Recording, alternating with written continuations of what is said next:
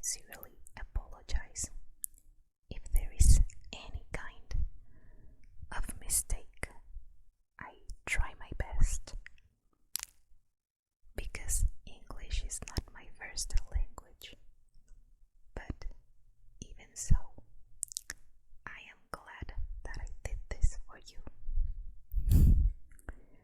I hope this helps you sleep and relax. Enjoy. Thank you. Anne of Green Gables by Lucy Maud Montgomery. Chapter 1. Mrs. Rachel Lynde is surprised. Mrs. Rachel Lynde lived just where the Avonlea main road dipped down into a little hollow,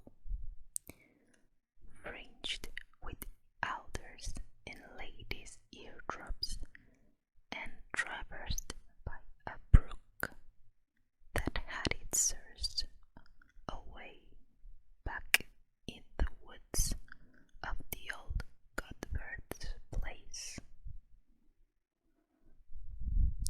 It was reputed to be an intricate, headlong brook in its earlier course through those woods, with dark secrets of pool and cascade. But by the time it reached Lynde's Hollow, it was a quiet, well-conducted little stream, for not even a brook could run past Mrs. Rachel Lynde's door without due regard for decency and decorum.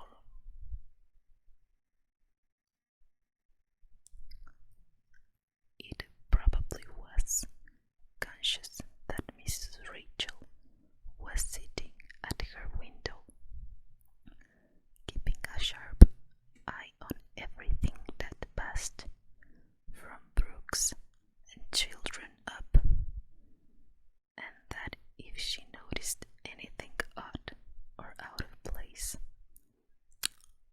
she would never rest until she had ferreted out the whys and wherefores thereof.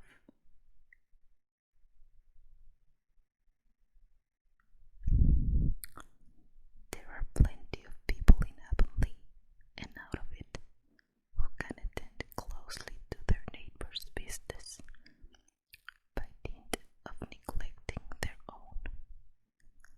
But Mrs. Rachel Lynde was one of those capable creatures who can manage their own concerns and those of other folks into the bargain. She was a notable housewife. Her work was always done and well done.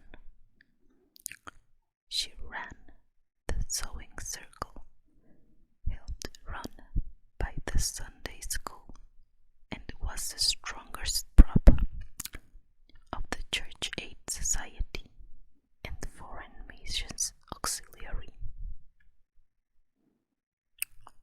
Yet, with all this, Mrs. Rachel found abundant time to sit for hours at her kitchen window, knitting cotton wrap quilts. She had knitted 16 of them, as Avonlea housekeepers were wont to tell in odd voices, and keeping a sharp eye on the main road that crossed the hollow and wound up the steep red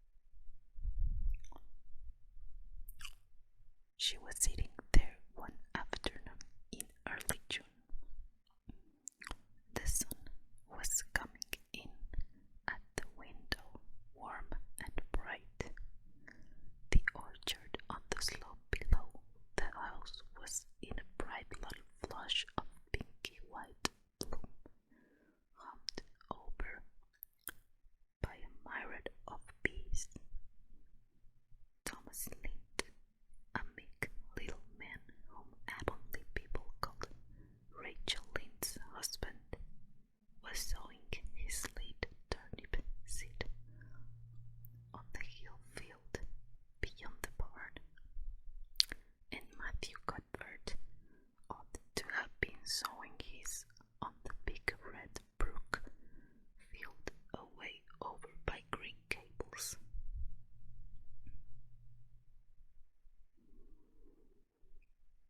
Miss Rachel knew that he ought to, because she had heard him tell Peter Morrison the evening before in William J. Blair's store over at Carmody that he meant to sow his turnip seed the next afternoon.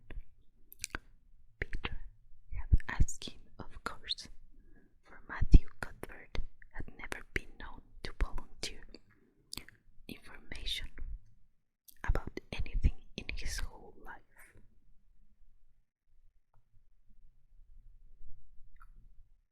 And yet, here was Matthew Cuthbert at 3:30 on the afternoon of a busy day, placidly driving over the hollow and up the hill.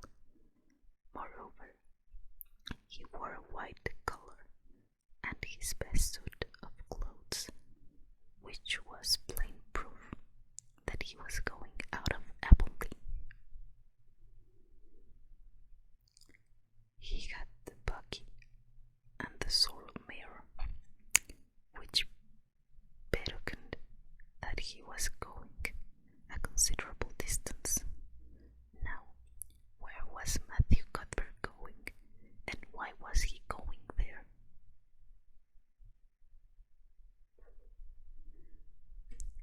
Had it been any other man in Avonlea, Mrs. Rachel, deftly putting this and that together, might have given a pretty good guess and to both questions. But Matthew so rarely went from home that it must be something pressing and unusual which was taking him. He was the shyest man alive and hated to have to go among strangers or to any place where he might have to talk. Matthew, dressed up with a white collar and driving in a buggy, was something that didn't happen often. Mrs. Rachel, ponder as she might, could take nothing of it, and her afternoon enjoyment was spoiled.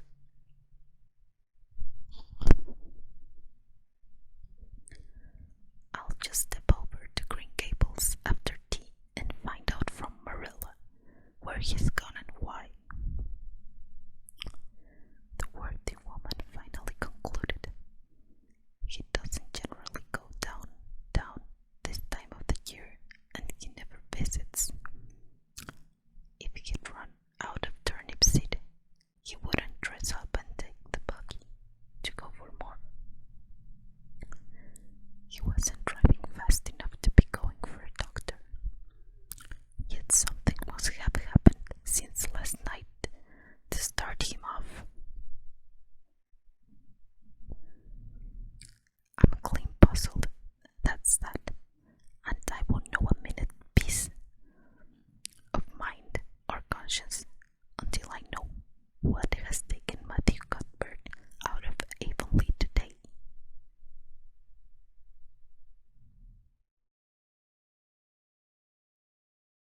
Accordingly, after tea, Mrs. Rachel set out. She had not far to go. The big, rambling orchard, a bowered house where the Cuthberts lived, was a scant quarter of a mile up the road from Lynn's Hollow. To be sure, the long lane made it a good deal further. Matthew Cuthbert's father, as shy and silent as his son, after him, had got as far away as he possibly could from his fellow men without actually retreating into the woods when he found his homestead. Green Gables was built at the furthest edge of his cleared land, and there it was to this day, barely visible from the main road along which all the other Avonlea houses were so sociably situated. Mrs. Rachel did not go living in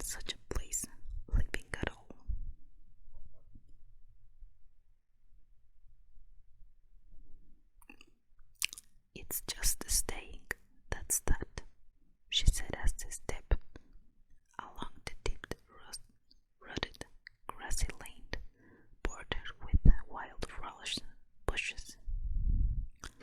It's no wonder Matthew and Marilla are both a little odd, living away back here by themselves. Trees aren't much company, though dear knows if they were, there'd be enough of them. I'd rather look at people. To be sure, they seem contented enough, but then I suppose they're used to it. A body can get used to anything, even to being hanged, as the Irishman said.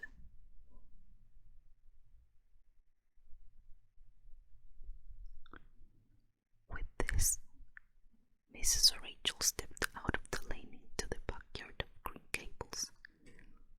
Very green and neat and precise was that yard, set about on one side with the great patriarchal willows, and the other with prim Lombardies. Not a stray stick nor stone was to be seen, for Mrs. Rachel could have seen it if there had been. Privately, she was of the opinion that Marilla Cuthbert swept that yard over as often as she swept her house. One could have eaten a meal off the ground without overbrimming the proverbial bag of dirt.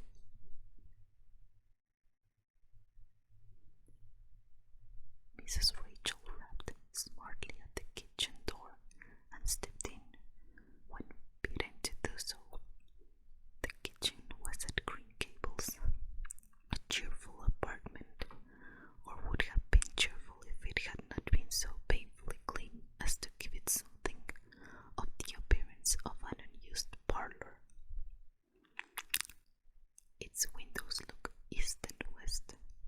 Through the west one, looking out on the backyard, came a flood of mellow June sunlight. But the east one, whence you got a glimpse of the bud of the plum white cherry trees in the left orchard and nodding, slender birches down in the hollow by the brook, was screened over by a tangle of pines. Here sat Marilla Cuthbert, when she sat at all, always likely distrustful of sunshine, which seemed to her too dancing and irresponsible a thing for a world which was meant to be taken seriously. And here she sat now, knitting, at the table behind her was laid for supper. Mrs. Rachel, before she had fairly closed the door, had taken a mental note of everything that was on that table. There were 3 plates laid, so that Marilla must be expecting someone home with Matthew to tea. But the dishes were everyday dishes, and there was only crab apple preserves and one kind of cake, so that the expected company could not be any particular company. Yet, what of Matthew's white collar and the sorrel mare? Mrs. Rachel was getting fairly dizzy with this unusual mystery about quiet, unmysterious Green Gables. Good evening, Rachel, Marilla said briskly. This is a real fine evening, isn't it? Won't you sit down? How are your old folks? Something that lack of any other name might be called friendship existed, as always had existed, between Marilla Cuthbert and Mrs. Rachel, in spite of, or perhaps because of, their dissimilarity. Marilla was a tall, thin woman, with ankles and without curves. Her dark hair showed some gray streaks, and was always twisted up in a hard little knot behind, with 2 wire hairpins stuck aggressively through it.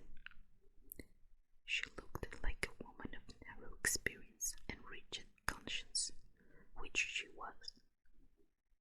But there was a saving something about her mouth with, if it had been ever so slightly developed, might have been considered indicative of a sense of humor. "We're all pretty well," said Mrs. Rachel. "I was kind of afraid you weren't, though. When I saw Matthew starting off today, I thought maybe he was going to the doctor's." Marilla's lip twitched understandingly. She had expected Mr. Rachel up. She had known that the sight of Matthew hunting off so unaccountably would be too much of her neighbor's curiosity. "Oh no, I'm quite well, although I had a headache yesterday," she said. "Matthew went to Bright River. We're getting a little boy from an orphan asylum in Nova Scotia, and he's coming on the train tonight." If Marilla had said that Matthew had gone to Bright River to meet a kangaroo from Australia, Mrs. Rachel could not have been more astonished. She was actually stricken up dumb for 5 seconds. It was unsupposable that Marilla was making fun of her, but Mrs. Rachel was almost first to suppose it. "Are you in earnest, Marilla?" she demanded when voice returned to her.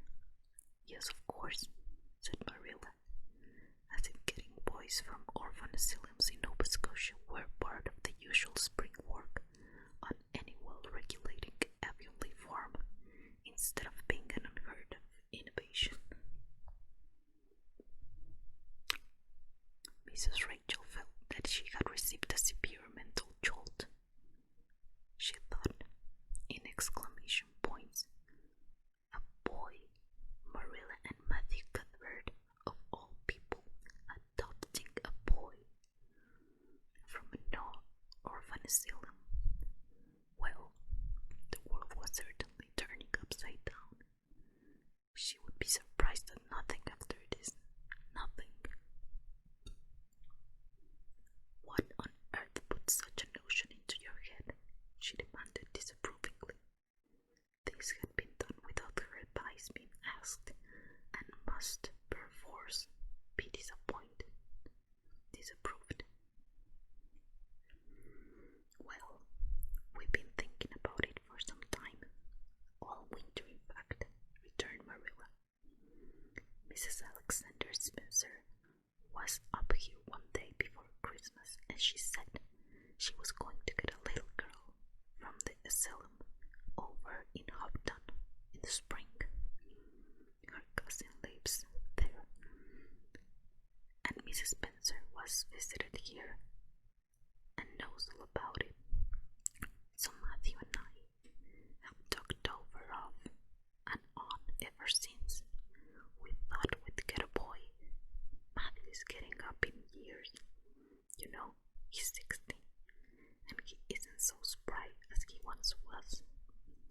His heart troubles him a good deal, and you know how desperate hard it's got to be to get hired help. There's never anybody to be had but those stupid half-grown little French boys, and as soon as you do get one broke into your ways and talked something, he's up and off to the lobster canneries or the States." At first, Matthew suggested getting a homeboy, but I said no flat to that. They may be all right, but I'm not saying they're not. "But no London Street Arabs for me," I said. "Give me a native born at least. There'll be a risk no matter who we get, but I'll feel easier in mind and sleep sounder at nights if we get a born Canadian."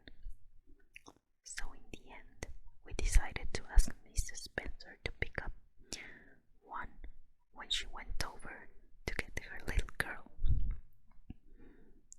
We heard last week she was going, so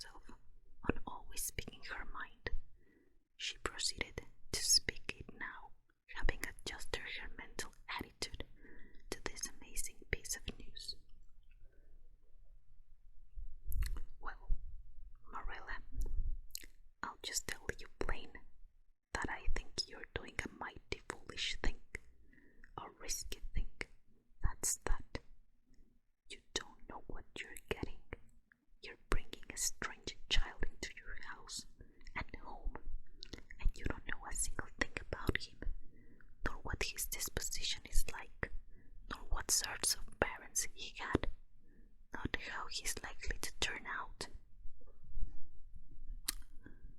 Why, it was only last week I read in the paper how a man and his wife up west of the island took a boy out of an orphan asylum, and he set fire to the house at night, set it on the purpose, Marilla, and nearly burnt them to a crisp in their beds.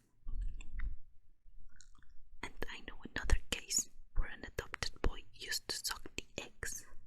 They couldn't break him of it. If you had asked my advice in the matter, which you didn't do, Marilla, I'd have said, for mercy's sake, not to think of such a thing. That's that.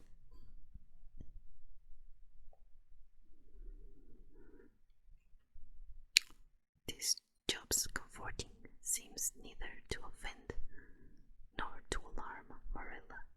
She knitted steadily on. I don't deny there's something in what you say, Rachel. I have some qualms myself, but Matthew was terrible set on it. I could see that, so I gave in. It's so seldom Matthew sets his mind on anything that when he does, I always feel it's my duty to give in. And for the risk, there's risk in pretty near everything body does in this world. There's risk in people's having children of their own if it comes to that. They don't always turn out well. And then Nova Scotia is right close to the island. It isn't as if we were getting him from England or the States. He can't be such different from ourselves. Well, I hope it will turn out all right, said Mrs. Rachel in a tone that plainly indicated her painful doubts. Only don't say I didn't warn you if he burns Green Gables down or puts strychnine in the well. I heard of a case over in New Brunswick where an orphan asylum child did that, and the whole family died in fearful agonies. Only it was a girl in that instance. Well, we're not getting a girl, said Marilla, as if poisoning wells were a purely feminine accomplishment and not to be dreaded in the case of a boy. I'd never dream of taking a girl to bring up. I wonder at Mrs. Alexander Spencer for doing it. But there, she wouldn't shrink from adopting a whole orphan asylum if she took it into her head. Mrs. Rachel would have liked to stay until Matthew came home with his imported orphan, but reflecting that it would be a good 2 hours at least before his arrival, she concluded to go up the road to Robert Bell's and tell the news. It would certainly make a sensation second to none, and Mrs. Rachel dearly loved to make a sensation, so she took herself away, somewhat to Marilla's relief, for the latter felt her doubts and fears reviving under the influence of Mrs. Rachel's pessimism. Well, of all things that ever were or will be, ejaculated Mrs. Rachel when she was safely out in the lane. It does really seem as if I must be dreaming. Well, I'm sorry for that poor young one, and no mistake. Matthew and Marilla don't know anything about children, and they expect him to be wiser and steadier than its own grandfather. It's so weird he ever had a grandfather, which is doubtful. It seems uncanny to think of a child at Green Gables somehow. There's never been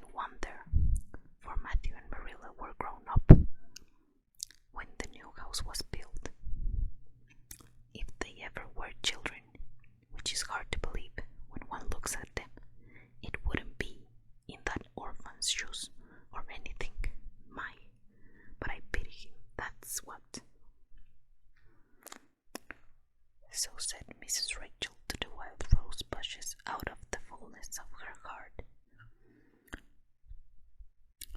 But if she could have seen the child who was waiting patiently at Bright River Station at that very moment, her pity would have